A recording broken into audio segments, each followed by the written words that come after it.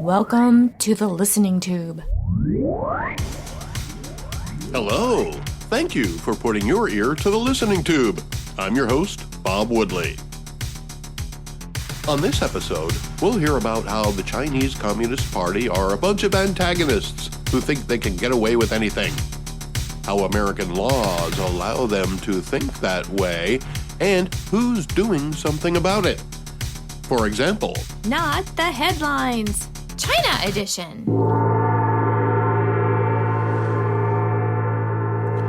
China now has Russia under its wing. So, China thought it would be nice to team up with Russia and explore the sea along the Aleutian Islands of Alaska just to see what, if any, response they would get. It's not the first time. Russia and China held military exercises off the coast of Alaska last year. According to a story in USA Today, an Alaska senator called last year's response tepid. When it happened again last week, the U.S. response was a greeting by 4 destroyers. Nobody crossed recognized international boundaries, but this is just one of the many ways in which China has reinforced their belligerence when it comes to respecting other countries around the world. China has become so flush with money from the West that they now have put themselves in a place where they think they can make the rules, or just not follow the rules, or, when it comes to America, use the rules to China's advantage. Holding military exercises in international waters may be provocative to some, but it's certainly not the only thing the Chinese Communist Party is doing to infiltrate Western society. And they are infiltrating Western society in order to destroy it. China is using the freedoms we have in America and in other Western nations to defeat them, us, from within, using our own laws and our own constitutions. One example would be the Chinese police stations that have been discovered operating in American and European cities. China is literally enforcing their own laws in other countries. They set up police stations to spy on Chinese expatriates, follow former residents of China who now live here, and in some cases encourage them through intimidation to return to China. In fact, much of the Chinese police state operating in the United States was comprised entirely of intimidation experts who would threaten Chinese citizens who were here to avoid some type of political prosecution until they returned to China to face the wrath of the government for doing something that Americans would consider a normal exercise of freedom. The Chinese Communist Party would also threaten the family members who remained in China in order to get a suspect to return. The Chinese Communist Party doesn't care about equality or racism or fairness of any kind. The Chinese Communist Party has enslaved the Uyghurs and will eventually eliminate any who they can't re-educate. A Western country couldn't possibly set up a police station in China. There are too many administrative steps that would have to get past the party minions for anything like that to occur. The United States makes it easy for foreigners to infiltrate our country, not only because of our laws, but also because the Biden administration doesn't seem to care who's here. The weak laws we have to begin with are even less useful when the administration won't even enforce them. That's led to the Chinese pushing the envelope, so to speak, to see how much they can get away with both legally and illegally. Illegally, a Newsweek story tells of all the different countries in which China is operating its own form of law enforcement. Oh, but not just how many countries, but also how many stations in each country they could identify. 52 countries were discovered to have some type of Chinese law enforcement or intimidation enforcement. By comparison, the Listening Tube has only been heard in 36 countries. Listed alphabetically, the list spanned from 2 stations in Argentina to 4 stations in the United States. Vietnam, Zambia, Ukraine, and Sweden all had 1, while the United Arab Emirates had 2, and the United Kingdom had 3. There are probably more that have not yet been discovered. It's clear the Chinese Communist Party has no intentions of recognizing the sovereignty of any country. All countries around the world should reevaluate their relationship with the Chinese Communist Party. Legally, the Chinese Communist Party is allowed to create a company in America and use it to buy property. And they have. China and Chinese-linked companies are purchasing farmland in areas that are near military installations. So why are military installations surrounded by farmland? Because certain types of military installation need to be in isolated areas. As it turns out, a lot of that isolated area is also farmland. Chinese-linked companies are buying it under the pretense of building feed mills or other job-creating industries that require buildings where spy equipment can be placed. All within American law. Except, of course, the spying part. Some of the companies scooping up American farmland can't be directly linked to the Chinese Communist Party because they're registered in the state of Delaware, where the actual ownership of a company can be kept secret. Nothing to see here. No laws are being broken.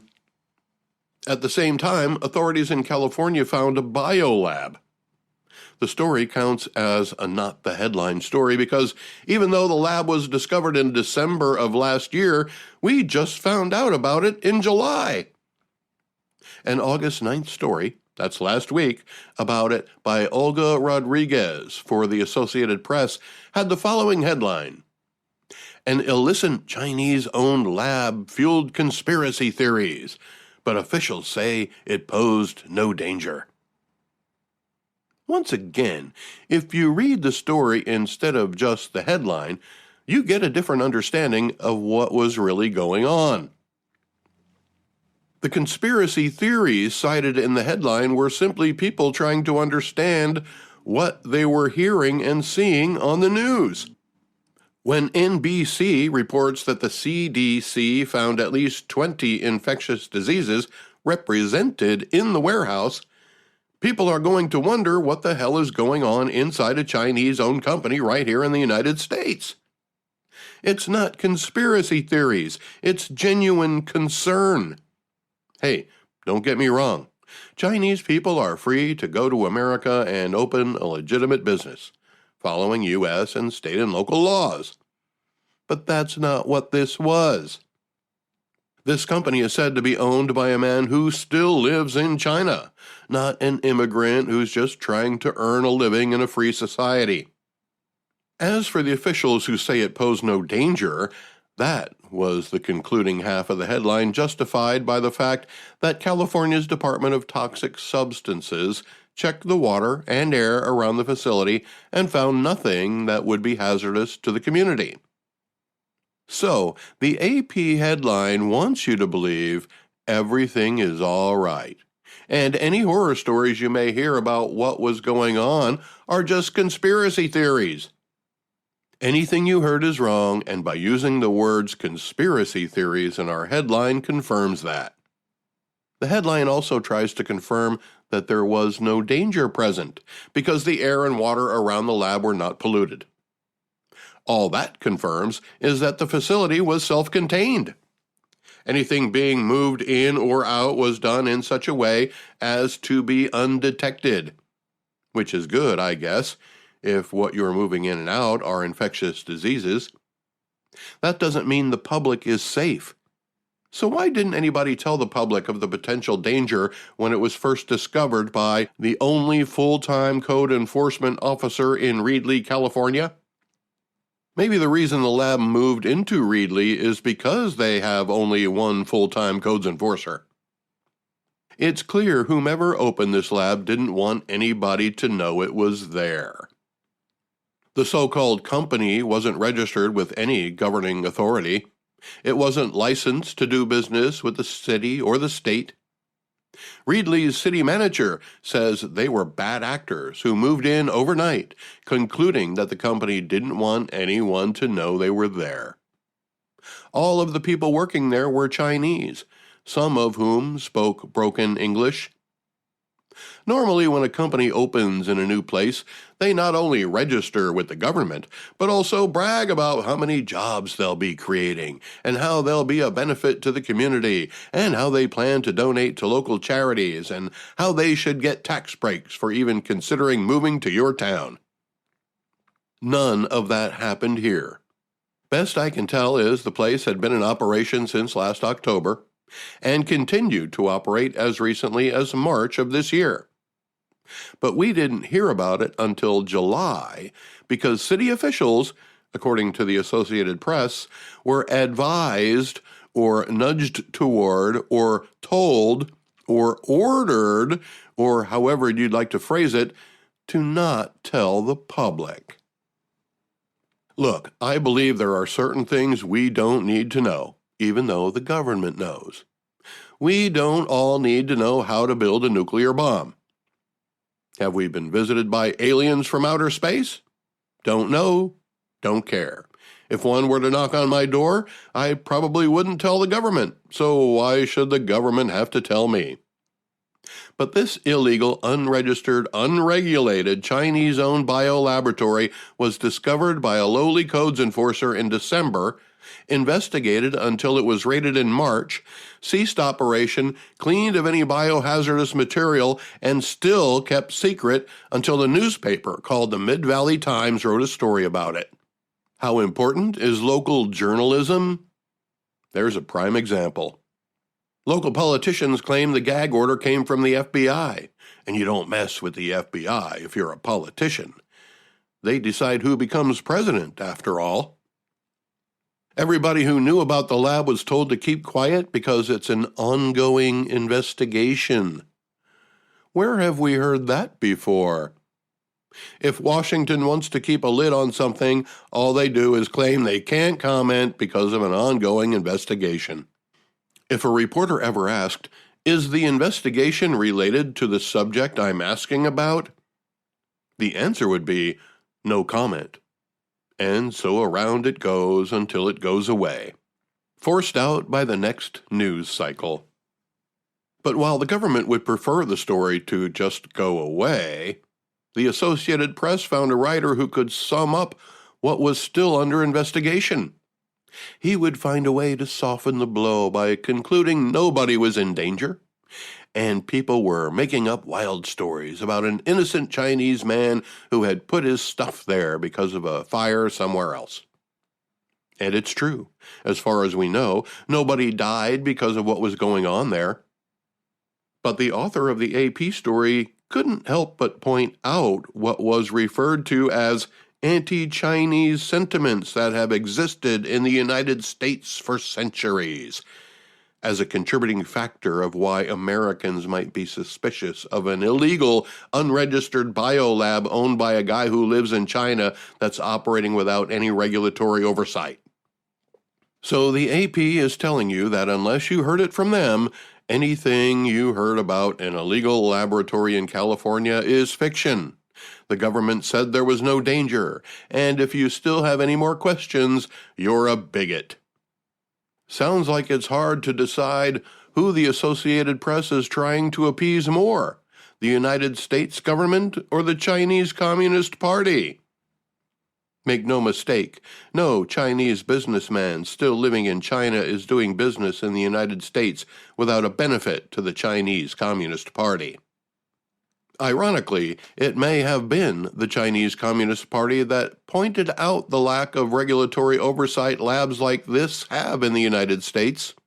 Regardless of what they were doing, a group of Chinese people were operating an illegal enterprise on American territory. The American government didn't want word to get out.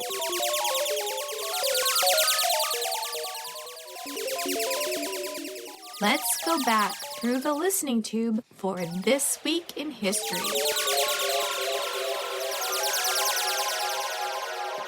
The 1800s. This week in 1888, an audio recording of English composer Arthur Sullivan's The Lost Chord, one of the first recordings of music ever made, is played during a press conference introducing Thomas Edison's phonograph in London. When word got back to the United States that Edison was demonstrating his phonograph in London, a young Donald Trump said, "Well, ask anybody. You can do great things in America. That's what America is all about. You invent something in America, the whole world benefits." A still young but slightly older Joe Biden said, "Oh yeah, the lost chord? I can't remember what it was, but it sounded great the first time." The 1900s. China edition.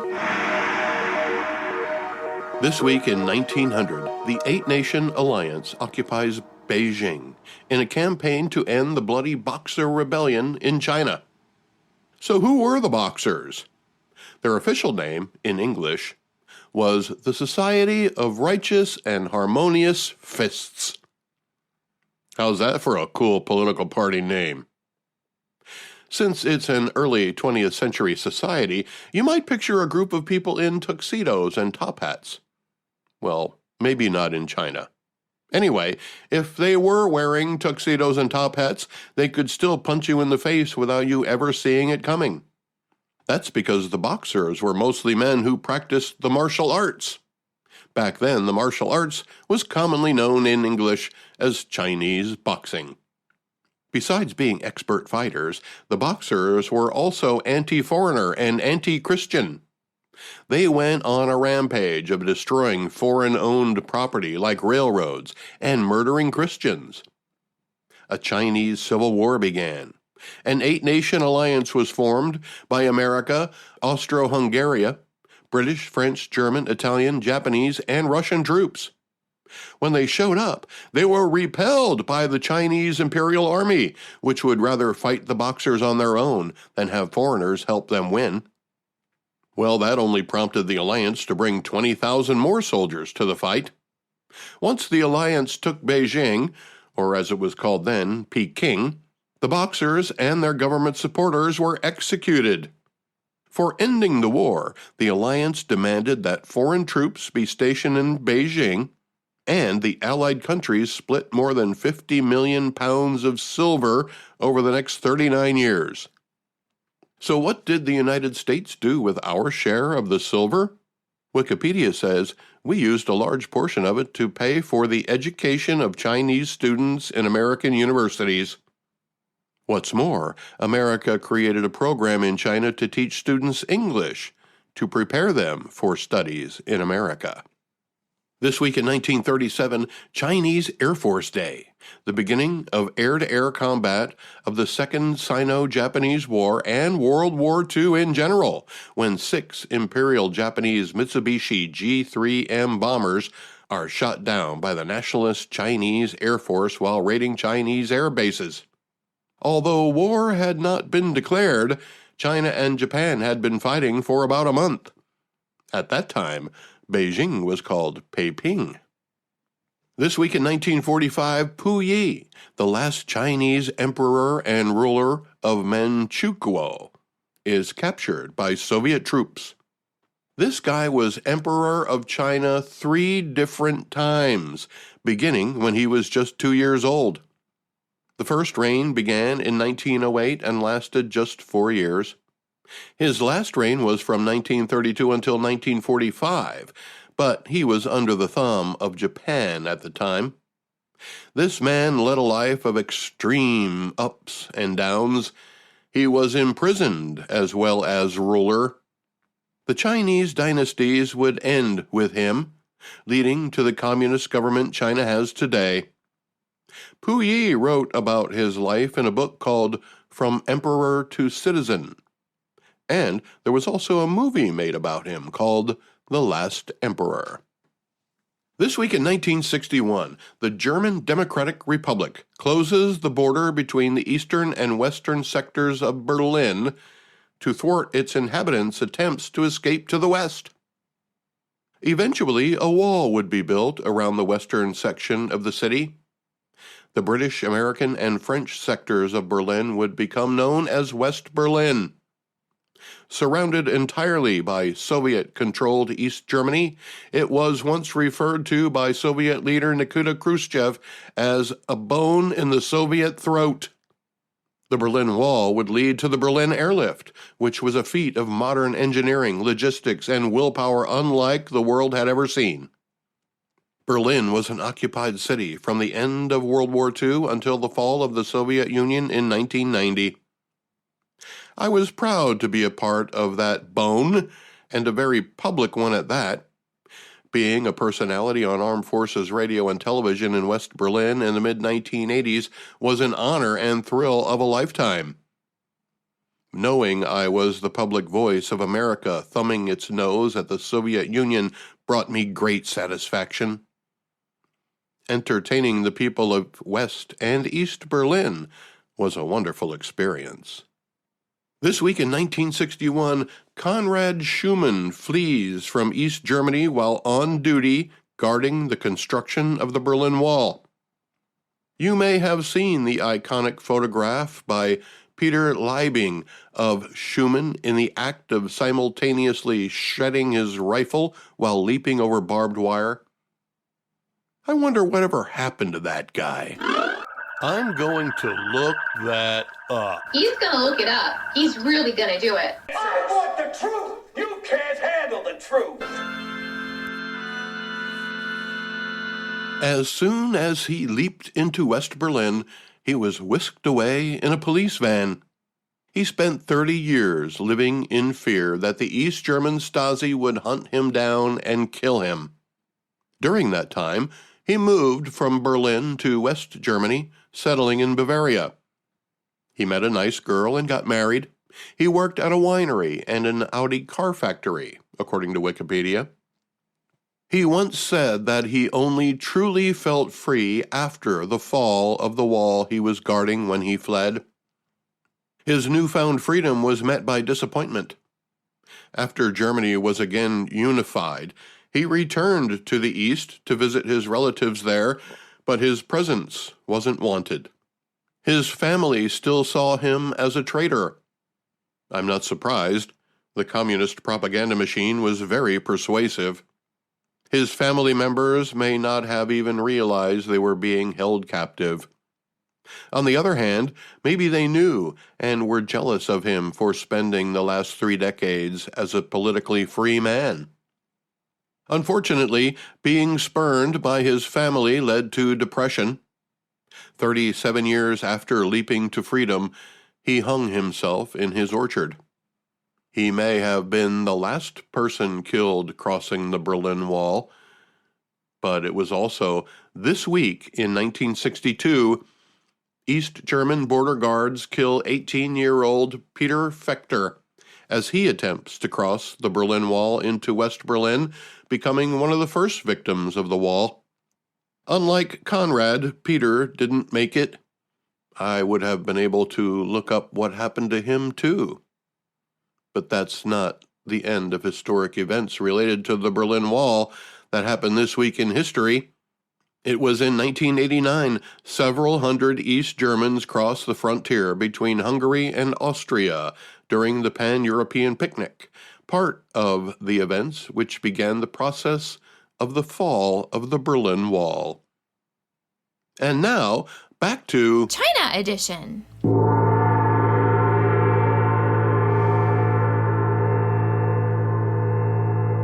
It was this week in 2005, the first ever joint military exercise between Russia and China, called Peace Mission 2005, begins. Military exercises between Russia and China being called Peace Mission is like calling the Inflation Reduction Act the Inflation Reduction Act. The listening tube will return at the speed of sound. Contact the listening tube by calling 570-601-1101 or email thelisteningtube@outlook.com. Back in February of 2022, the second episode ever of The Listening Tube was titled China Edition. It was really just the events of the time that inspired me to write and talk about what I was witnessing. I don't remember what I said, but I'm sure I have the transcript somewhere. Feel free to go back through the listening tube and hear for yourself. As I explained in the pilot episode, I believe news is information the public wants or needs to know. We're not being told enough about China's aspirations, let alone what's being done to maintain America's role as the world leader. Since that second episode, a lot more has happened. Somebody in Montana spotted what turned out to be a Chinese spy balloon. Although it was spotted in the American Northwest, it was allowed to traverse the width of the continent before being shot down over the Atlantic Ocean. In hindsight, I'm kind of surprised it didn't have the logo of one of the Biden family shadow businesses on the side of it. Domestically, China continues its human rights abuses against the Uyghurs because of their religion, breaking their promise to keep Hong Kong independent, and using their natural resources, specifically rare minerals, to blackmail foreign countries into moving manufacturing operations to the Chinese mainland. Diplomatically, President Trump began the crackdown on China's behavior after meeting with the Chinese leader. Chinese human rights abuses, broken promises, stealing of intellectual property, and computer hacking operations are all signs of China's indifference to the rules of human decency. At the same time, China expects everybody else to tiptoe around their strange obsession with Taiwan. Whenever their lawbreakers are caught in other countries, they retaliate, as if nobody from China can be held accountable for their actions, like they have diplomatic immunity. When it comes to trade, China has been cheating since President Nixon opened the door to trade with China. They sell much more than they buy, leading to trade deficits. The government subsidizes the industries, providing an unfair advantage, and their workers are paid an unfair wage at jobs that are little more than slavery for millions of people in giant factories, pumping out products that are vacuumed up by the rest of the world. Yet anytime the United States tries to level the playing field with taxes or tariffs, the Chinese retaliate and threaten. Speaking of Chinese manufacturing, that's where most of the world's fentanyl supply originates. Yes, the fentanyl that's coming across our southern border in quantities that can kill millions of people comes from China. Some people call our relationship with China right now as a Cold War. It isn't a Cold War when one side is already killing people on the other side. That's exactly what China is doing, with a willing partner in the Mexican drug cartels that now run the border between Mexico and the United States. It's sad that drug cartels have more organizational skills than the governments on each side of the border. China's drug industry is doing what their army doesn't have to. An Arizona sheriff was just on TV the other day saying fentanyl kills more than 290 people a day, including children. Most of them don't even know they're taking fentanyl. They're not overdosing, they're being poisoned. What adds to the disaster is that both China and Mexico are making money from the deaths of Americans. Judging by the lack of effort the current American administration is putting towards stemming the flow of what's killing hundreds of Americans a day, it would appear they're okay with it. China's not doing anything illegal, as far as I know. The Mexican cartels certainly are. Well, one thing that could be done is create a blockade on Mexico's western ports and inspect every ship that wants in for fentanyl. If it's found, it's confiscated. Simple as that. Cut off the supply between the manufacturer and the distributor. Make a show of it. To hell with any international rule or law that may prohibit it. Send a clear message that America will not tolerate our citizens being poisoned by the hundreds every day. If President Biden had any guts when it comes to China, it would have already happened. Just as Kennedy put a blockade around Cuba, Biden should put a blockade around the ports that are bringing fentanyl from China. We've already lost tens of thousands of citizens in this undeclared war. Cold War my ass. We're at war and we don't even know it. Maybe that's why China felt perfectly comfortable setting up their own police departments in American cities. To them, it's probably not much more than prep work for when they own the place. In the meantime, keep the employees busy by keeping an eye on Chinese expats who are just trying to live a normal life in the land of the free. That's not all, though. These Chinese police stations are seeking out people whom the Chinese Communist Party may want to speak with, for one reason or another. They try intimidation tactics to get them to return to China, or outright trickery. The police stations themselves were written off by the Chinese embassy as nothing more than a place to get your Chinese driver's license renewed or other menial tasks. While I'm sure they were equipped to do that, since if you're a Chinese person living in the United States, the CCP certainly has a file on you, and so do these overseas police stations they've created. While these Chinese police stations were found in cities like New York, Los Angeles, and San Francisco, cities that have Chinatown sections, they were also discovered in places like Nebraska and Minnesota.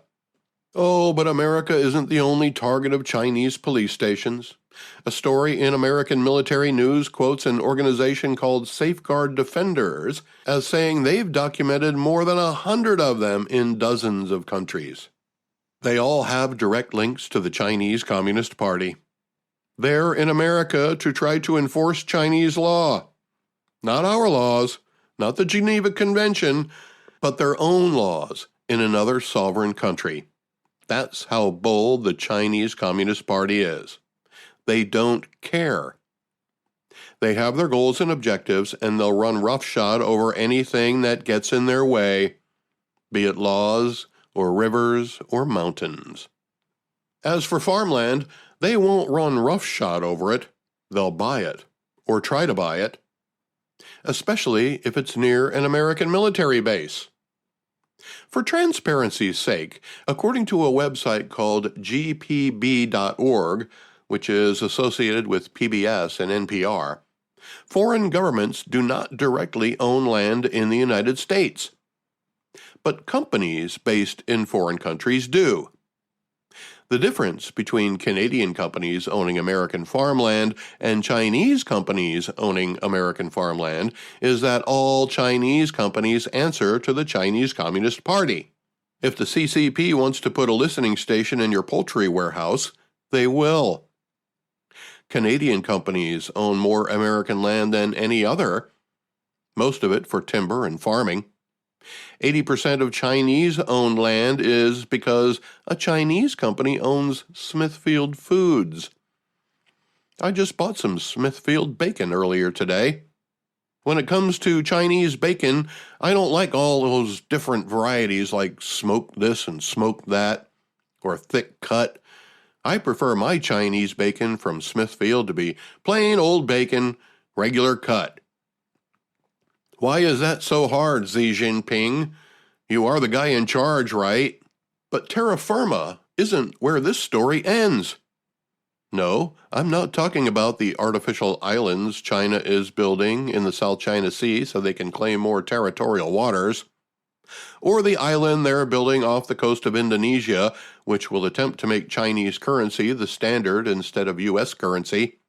No, I'm talking about space. Well, I should probably be a little more specific. There may be vast resources on the moon, including water. As it stands right now, only America has landed people on the moon. Then we stopped. Now we want to do it again, and so does Russia and China. Why? Well, each of those countries may have different motives. Russia's invasion of Ukraine will set their space program back decades, and maybe America's too, because of all the money we're spending to help. So, who's not losing money on the war in Ukraine? China, that's who. Oh, and they now have aspirations of landing people on the moon as well. America's National Aeronautics and Space Administration, or NASA, has been paying attention, and the administrator there, Bill Nelson, thinks it would be in America's best interest to get our asses in gear. My words, not his. A shout out to another Bill who works for NASA for sharing this story with me. Thanks, Bill. And stop monitoring my keystrokes. Anyway, the bill whose boss says, I don't want China to get to the South Pole first with humans and then say, this is ours, stay out. The story by Victor Tangerman also quotes the top administrator as saying, if we indeed find water in abundance there that could be utilized for future crews and spacecraft, we want to make sure that it's available to all, not just the one that's claiming it. In other words, just as the Antarctica is without a single sovereignty, the moon should be too. What we find there will be the subject of many debates if America gets there again first. Otherwise, there may be no debate at all. If China gets there first, a decision will be made to China's advantage, and that decision may be final. America's goal is to get back to the moon in 2025. The risks and safety precautions require slow and methodical testing. Even the slightest malfunction can set the program back weeks or months. While China's culture has had centuries of patience to get to this moment in time, they also don't adhere to the strict guidelines of safety that America does. They also have learned how to fast-track projects when needed. Scanners are circling the moon to see what may lie beneath the surface and where. If valuable elements and minerals are detected, the space race will shift into another gear. America and other Western countries have made China a very wealthy country. The wealth is tightly controlled by a select few, especially when that select few have control of 1 billion people. If China wants to reach the moon before America, they might be able to do it. Of course, they would have to steal American technology to do it, but that's just standard Chinese protocol. But if push comes to shove, I have another way China can reach the moon before America. You see, the moon is on average 238,855 miles from Earth.